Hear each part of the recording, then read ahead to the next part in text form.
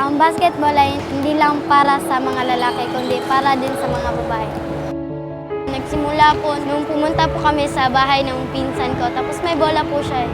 Tapos hindi ko po alam kung anong ginagawa ko. Sabi pa daw po nila na nag-dribble daw po ako ng bola, tapos doon na po start. Doon sa Davao, malayo po talaga. Bahay po namin doon po malapit sa Mintal.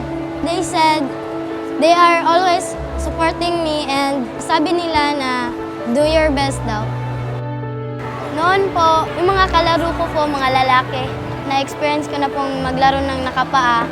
Wala po akong sariling sapatos. Tapos, mahirap po kasi masakit sa paa minsan. Nung wala po akong sapatos, madulas po. Napansin po ako ng isang staff po. Tapos sabi niya sa akin na magbibigay daw po siya ng mga gamit para ano daw po, mas presentable. Tapos nung nagkaroon na po ako ng sapatos, nabaguhan po ako pero nung hindi na okay na po, yung nasanay na po yung pa ako. I want to cry pero sa bus na ako iiyak.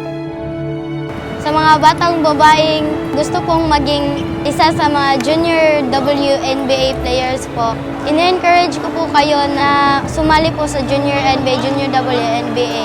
Kasi nakakatulong po to sa mga pag-improve po ng mga skills nyo sa drills. Yung mga paghihirap po, nilalagpasan ko po talaga. Hindi po pwedeng hindi